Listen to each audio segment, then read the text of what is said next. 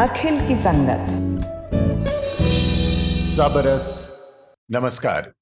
महीनों हो गए, सारी दुनिया कोरोना के भय से आक्रांत है। चारों तरफ खिन्नता, उद्विग्नता, अवसाद की ऐसी काली चादर बिछी हुई है।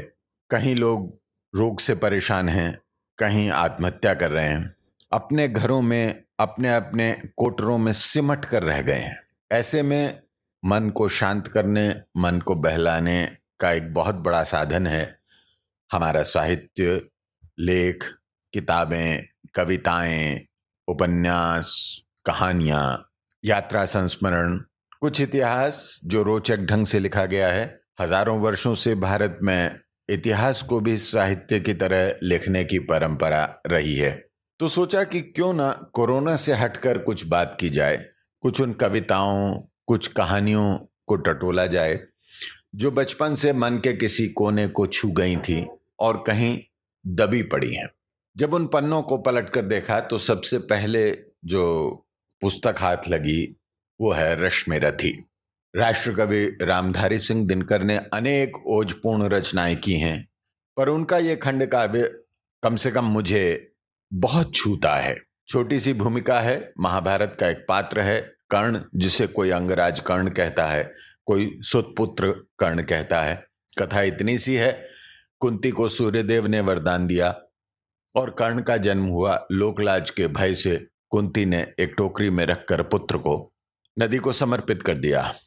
उसे एक रथवाहक ने प्राप्त किया नदी से और पाल लिया। समय का चक्र घूमा, वही पांडव, वही कौरव, उसी राज में कर्ण का उदय हुआ। और फिर वो कथा बड़ी लंबी है। अंततः जब कर्ण और अर्जुन का सामना हुआ और जाति, कुल और गोत्र की बात आई तो कौरवों में श्रेष्ठ दुर्योधन, जिसे कुछ लोग सुयोधन के नाम से भी जानना चाहते हैं, ने कर्ण को अंगीकार किया और अंग प्रदेश का राजा बना दिया ताकि वो पांडवों के बराबर क्षत्रिय कुल का माना जाए। कुल मिलाकर कर्ण का जीवन अपने आप में बहुत सारे झंझावातों और विडंबनाओं से भरा हुआ है। कर्ण के मन में जो ऊहापोह, जो उथल पुथल, उसको लेकर समाज में जो विसंगतियां और विकृतियां थीं, उनके माध्यम से शायद दिनकर जी ने भारतीय समाज में प्रचलित जाति प्रथा, वर्ण प्रथा, उस पर चोट करने की कोशिश की है। इसमें जो सबसे बड़ी बात मुझे नजर आई वो ये कि दिनकर जी ने इसके जरिए परिवार के संबंधों, व्यक्तिगत संबंधों, दोस्तों के बीच के संबंधों, मित्रता की परिभाषा और समाज के ताने बाने को खोलने की कोशिश की है, उनकी व्याख्या करने की कोशिश की है। यह खंड काव्य 1952 में प्रकाशित हुआ था, आप सोचिए। और दिनकर जी ने स्वयं लिखा है कि मैंने 1950 में इसकी रचना करनी शुरू की थी।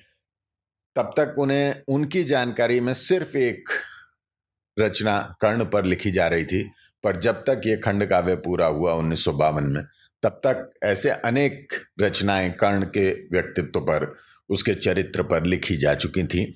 दिनकर जी का कहना है कि इससे पता चलता है कि कर्ण के व्यक्तित्व और चरित्र और समाज में उसके स्थान के उद्धार की जो कोशिश है वो एक आशा जगाती है इस समाज को जाति और वर्ण व्यवस्था से कभी मुक्ति दिलाने की। ये बात और है कि 1952 से 2020 तक अभी तक हम उससे मुक्त नहीं हो पाए। खैर, ये बात अलग है।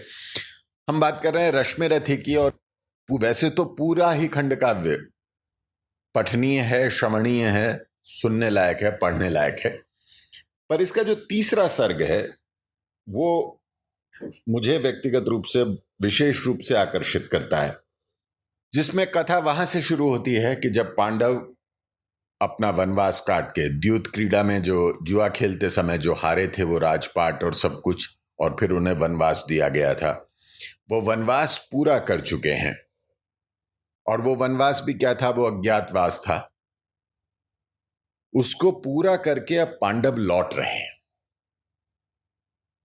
और इस तीसरे सर्ग में रामधारी सिंह दिनकर ने कृष्ण के चरित्र को भी उभारने की कोशिश की है कि कृष्ण इस तरह से पहले शांति दूत बनकर दुर्योधन के दरबार में जाते हैं और वहां से तिरस्कृत होने पर जो क्रोध में अपना विकराल रूप, विराट रूप दिखाकर जो कुछ दुर्योधन से कहते हैं और फिर वहां घोषणा करते हैं कि अब रण होगा। फिर वो वहां से जब बाहर निकलते हैं तो कर्ण उनसे क्षमा मांगने आते हैं और वहां फिर कृष्ण का जो कूटनीतिक चरित्र है, कृष्ण ने युद्ध को टालने के लिए एक बार फिर कर्ण को हथियार बनाने की कोशिश की और उस पर कर्ण का उत्तर। ये है तीसरा सर्ग रश्मिरथी का। मैंने सोचा कि इस पूरे सर्ग को पढ़ा जाए और थोड़ा सा गुना जाए। यह भी संयोगी है कि भाद्रपद मास है, जनमानस में योगेश्वर कृष्ण के जन्म का उल्लास है, हर तरफ कृष्णाष्टकम गुंजायमान है। वसुदेव सुतम देवम कंस चाणूरमर्दनम देवकी परमानंदम कृष्णम वंदे जगद्गुरुम। योगिराज कृष्ण, जगद्गुरु कृष्ण के व्यक्तित्व के जिन पहलुओं को राष्ट्रकवि रामधारी सिंह दिनकर ने रश्मिरथी के इस तीसरे सर्ग में उजागर किया है, आइए हम भी उनका आनंद लें और पाठ शुरू करें। हो गया पूर्ण अज्ञातवास, पांडव लौटे वन से साहस। पावक में कनक सदृश तपकर, वीरत्व लिए कुछ और प्रखर। नस नस में तेज प्रवाह लिए, कुछ और नया उत्साह लिए। सच है विपत्ति जब आती है, कायर को ही दहलाती है। शूरमा नहीं विचलित होते, क्षण एक नहीं धीरज खोते। विघ्नों को गले लगाते हैं, कांटों में राह बनाते हैं। मुख से न कभी उफ कहते हैं, संकट का चरण न गहते हैं। जो आ पड़ता सब सहते हैं, उद्योग निरत नित रहते हैं। शूलों का मूल नशाने को, बढ़ खुद विपत्ति पर छाने को। है कौन विघ्न ऐसा जग में, टिक सके आदमी के मग में। खम ठोक ठेलता है जब नर, पर्वत के जाते पांव उखड़। मानव जब जोर लगाता है, पत्थर पानी बन जाता है। गुण बड़े एक से एक प्रखर, हैं छिपे मानवों के भीतर। मेहंदी में जैसे लाली हो, वर्तिका बीच उजियाली हो। बत्ती जो नहीं जलाता है, रोशनी नहीं बह पाता है। पीसा जाता जब इक्षुदंड, झरती रस की धारा अखंड। मेहंदी जब सहती है प्रहार, बनती ललनाओं का सिंगार। जब फूल पिरोए जाते हैं, हम उनको गले लगाते हैं। वसुधा का नेता कौन हुआ, भूखंड विजेता कौन हुआ। अतुलित यश क्रेता कौन हुआ, नवधर्म प्रणेता कौन हुआ। जिसने न कभी आराम किया, विघ्नों में रहकर नाम किया। जब विघ्न सामने आते हैं, सोते से हमें जगाते हैं। मन को मरोड़ते हैं पल पल, तन को झंझोड़ते हैं पल पल। सत पथ की ओर लगाकर ही, जाते हैं हमें जगा कर ही। वाटिका और वन एक नहीं, आराम और रण एक नहीं। वर्षा अंधड़ आतप अखंड, नरता के हैं साधन प्रचंड। वन में प्रसून तो खिलते हैं, बागों में शाल न मिलते हैं। कंकड़ियां जिनकी सेज सुघड़, छाया देता केवल अंबर। विपदाएं दूध पिलाती हैं, लोरी आंधियां सुनाती हैं। जो लाक्षागृह में जलते हैं, वे ही शूरमा निकलते हैं। बढ़कर मुसीबतों पर छा जा, मेरे किशोर मेरे ताजा। जीवन का रस छन जाने दे, तन को पत्थर बन जाने दे। तू स्वयं तेज भयकारी है, क्या कर सकती चिंगारी है। वर्षों तक वन में घूम घूम, बाधा विघ्नों को चूम चूम। सह धूप घाम पानी पत्थर, पांडव आए कुछ और निखर। सौभाग्य न सब दिन सोता है, देखें आगे क्या होता है।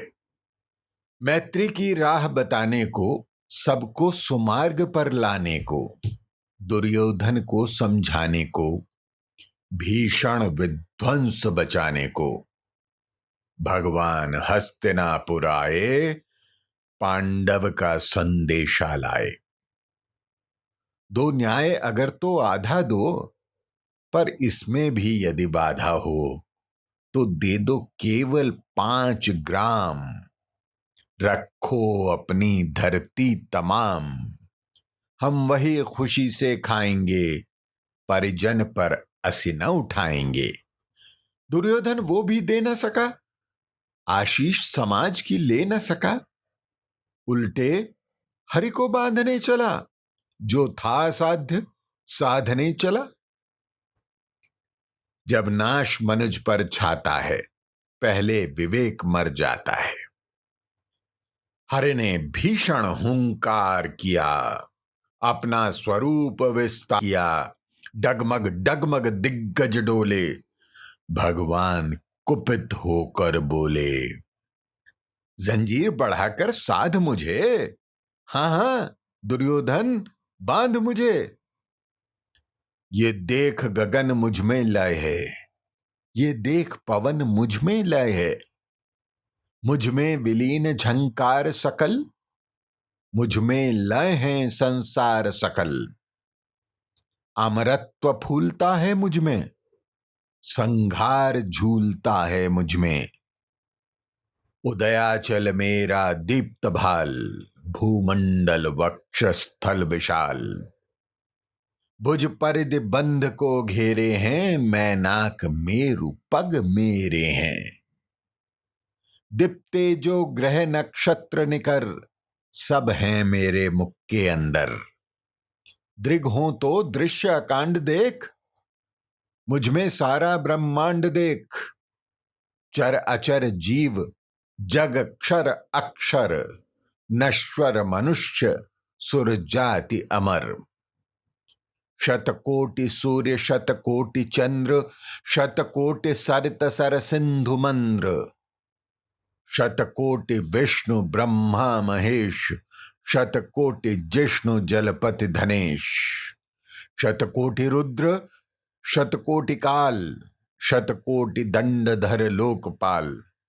जंजीर बढ़ाकर साधिने, हां हां दुर्योधन बांधिने। भूलोक अतल पाताल देख, भूलोक अतल पाताल देख, गत और अनागत काल देख।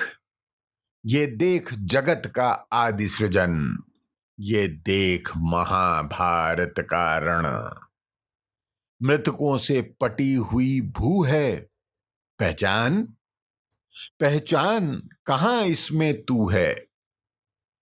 अंबर में कुंतल जाल देख, पद के नीचे पाताल देख। मुट्ठी में तीनों काल देख, मेरा स्वरूप विकराल देख। सब जन्म मुझी से पाते हैं, फिर लौट मुझी में आते हैं। जिह्वा से कड़ती ज्वाल सघन, सांसों में पाता जन्म पवन। पड़ जाती मेरी दृष्टि जिधर, हंसने लगती है सृष्टि उधर। मैं जब ही मूंदता हूं लोचन, छा जाता चारों ओर मरण।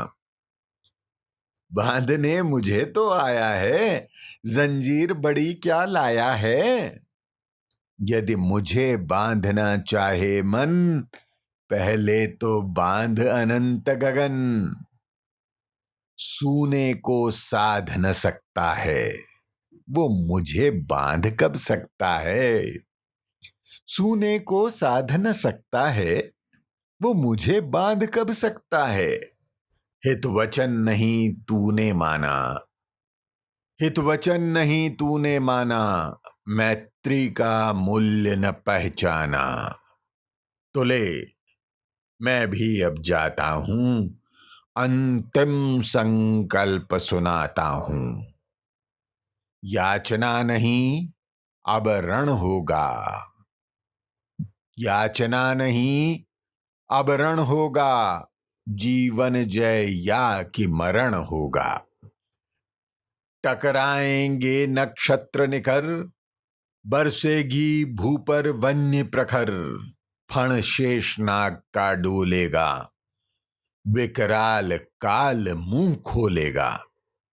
दुर्योधन रण ऐसा होगा, फिर कभी नहीं जैसा होगा। दुर्योधन रण ऐसा होगा, फिर कभी नहीं जैसा होगा। भाई पर भाई टूटेंगे, विषबाण बूंद से छूटेंगे। वायस श्रृगाल सुख लूटेंगे, सौभाग्य मनुज के फूटेंगे। आखिर तू भूषाई होगा, हिंसा का पर दाई होगा। थी सभा सन्न, थी सभा सन्न, सब लोग डरे। थी सभा सन्न, सब लोग डरे। चुप थे या थे बेहोश पड़े। केवल 2 नर ना घाते थे, धृतराष्ट्र विदुर सुख पाते थे। थी सभा सन्न, सब लोग डरे। चुप थे या थे बेहोश पड़े। केवल 2 नर ना घाते थे, धृतराष्ट्र विदुर सुख पाते थे। कर जोड़ खड़े प्रमुदित निर्भय, दोनों पुकारते थे जय जय। तो रश्मि रथी के तृतीय सर्ग के प्रथम भाग में ये थी कृष्ण की चेतावनी। जी हां, ये अंश कृष्ण की चेतावनी शीर्षक से भी पढ़ने को मिलते हैं। अब अगले खंड में हम रश्मि रथी के तृतीय सर्ग के दूसरे खंड का पाठ करेंगे, जिसमें जब कृष्ण सभा भवन से निकलकर बाहर आते हैं और कर्ण सकुचाय से उनसे मिलने जाते हैं, और उसके बाद कृष्ण कूटनीति से कर्ण को यह समझाने की कोशिश करते हैं कि वो कुंती के ज्येष्ठतम पुत्र हैं, सबसे बड़े पुत्र हैं, और उन्हें दुर्योधन का साथ छोड़कर पांडवों का साथ देना चाहिए। तो उन्हें वहां यश, कीर्ति, राजपाट सब कुछ मिलेगा, पर उनके दुर्योधन का साथ छोड़ देने से ये रण नहीं होगा। इस पर कर्ण ने क्या उत्तर दिया, ये हम सुनेंगे अगले खंड में। नमस्कार।